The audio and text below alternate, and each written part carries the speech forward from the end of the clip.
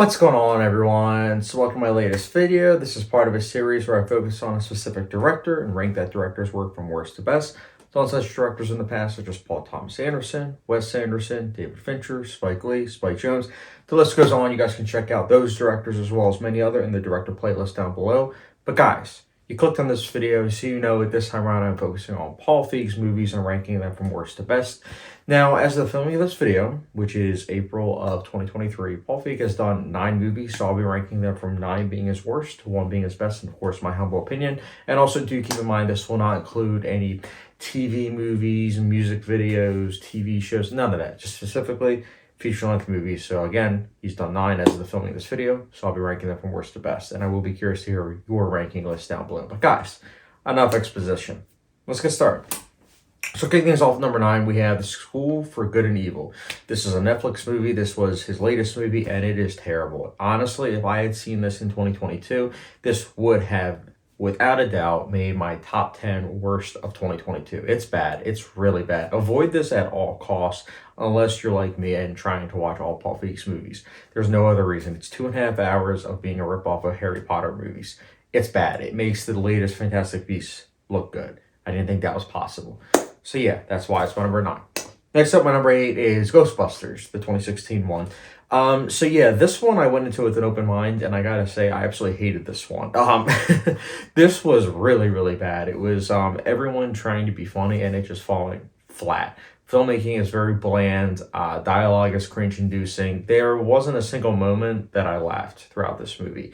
And then the action and sci-fi elements were also very poor. I wasn't a fan of any of this movie, really. Yeah, not a fan of this movie, and that's why it's my number 8. Next up, my number 7 is Unaccompanied Minors. This was a movie that had potential given the premise, but the actual execution left a lot to be desired. It's a terrible movie for sure, but it does have its moments for sure early on sprinkled on, but the second half is what really kind of bogs it down to where you're like, yeah, this is just bad. Not a fan really of any of this. I mean, like I said, the first half is somewhat tolerable, but the second half, yeah, not good. That's why it's my number 7. Next up, my number 6 is Last Christmas. So Last Christmas, I would say of all the ones I mentioned, this one has the most interesting premise. Like, the premise is something that when you hear, it's like, oh, that could be good. But then it's something that relies heavily on a certain twist, and the twist is something that you kind of realize pretty early on, and so because most of the movie is trying to build up to that, when it actually is revealed, it's like, okay, I mean, I predicted this like 20 minutes in, but even without the twist, though, the chemistry is kind of like so-so in terms of the two leads, and again, just filmmaking overall, I just wasn't that invested in. I think that I give it props for trying, but at the end of the day, I really wasn't a fan of Last Christmas in the slightest, and that's why it's my number 6. Next up, my number 5 is I Am David. So, I Am David was a disappointment, but I do like it a bit more than all the other ones. And I would say because the lead child performance, I thought that was good overall for what it was going for. And I do think that in some regards, it is a 90-minute movie that is ambitious with what it's going for.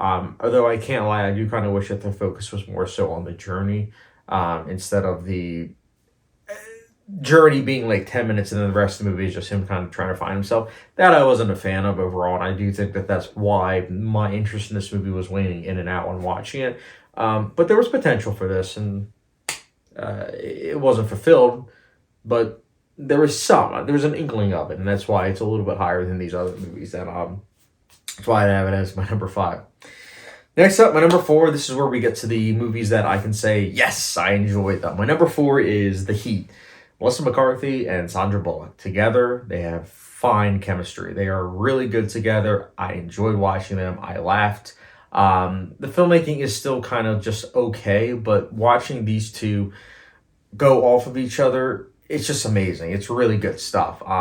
That's what really kind of makes this movie afloat, in my opinion, because some of it does kind of fall into cliches here and there, but overall, their chemistry is just, it's infectious. You can't help but enjoy yourself watching these two perform. And I'll probably watch this again down the line, like in terms of rewatching, because my wife is a big fan of this movie, so I'll definitely be revisiting it down the line. But yeah, The Heat is my number 4. Next up, my number 3 is Spy. So Spy was delightful. I saw this in theaters. It was delightful. I was not expecting Jason Statham to have comedic chops. Yet here we are, and he actually did a really good job. Rose Byrne's in this. She's really good. Melissa McCarthy's good. She gives a intriguing performance. Like, don't get me wrong, we've seen her in other roles in terms of being, the comedic center of attention. But here, it was something that felt a bit more interesting. It was, kind of like a fish out of water type scenario. Jude Law's also in this. He's good. It's a movie that it's very well acted. It's very interesting in terms of the pacing. The comedy is on point. There's just a lot to appreciate about this movie. And that's why it's my number 3. Next up, my number 2, this is what a lot of people have as probably their number 1. But my number 2 is Bridesmaids. So Bridesmaids is the one that put Melissa McCarthy on the map. She's really good in the movie. She gives a very good supporting performance. Rose Byrne's in this. She's really good.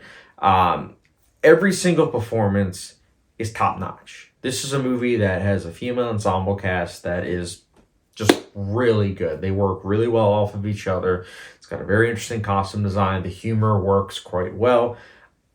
There's a lot to appreciate about this movie, and I have been getting an itch to kind of revisit this movie. Although I will say that despite all this praise, I will say that the filmmaking, again, is kind of...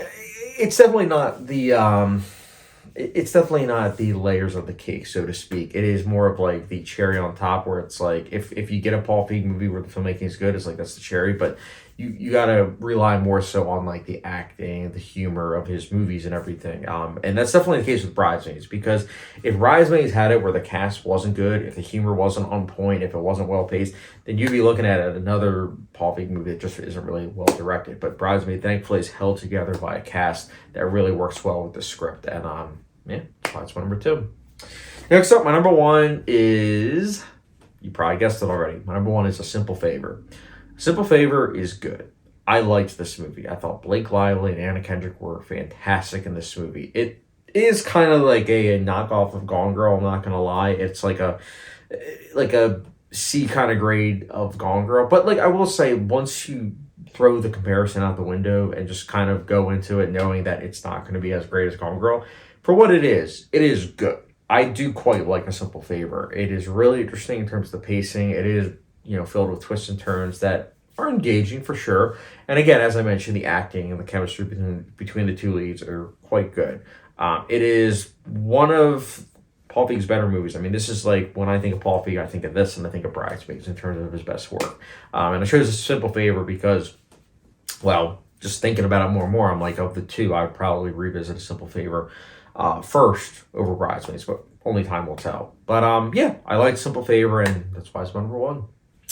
So I'll talk very briefly about the director. I tried to talk briefly about the director at the end of these videos, but Paul Feig. So, not gonna lie, I'm not a fan of Paul Feig. I've kind of realized that with watching all of his movies. I really don't think he's a good director. I think his directing is very studio kind of esque, where they hire him because they know that he'll take the studio's notes and he'll go with that, and he doesn't really have a style. His style is pretty much that he knows how to choose a cast, and the cast, if they're good at improvising and everything and that works, then that's something that will make the movie entertaining. But if the cast isn't good at improvising, you get something like Ghostbusters and you're like, oh, this is cringe inducing, and then because the humor doesn't work, you then pay attention to the filmmaking, you're like, oh, this is very bland. It's like, I've never seen a Paul Feig movie and I was like, oh my goodness, the cinematography is just mind-blowing, or oh my goodness, the score, the sound mixing, none of that. I just when I look at his movies, I feel like the visual language of his movies just are very uninteresting. But overall, not a fan of his work, but like I said, there are a couple of entries of his work where I'm like, yeah, I enjoyed it because of the cast. The dialogue, though, I will say sometimes is not good with his movies, but that's just my opinion. I know some people that do like Paul Feig's movies, and I can respect that, overall of his movies. But for me, yeah. But anyways, guys, Paul Feig's movies, let me know your ranking of his work down below. And as always, guys, thank you very much for watching. Don't forget the subscription, notification bell, follow me down Letterboxd, and I will catch you guys later.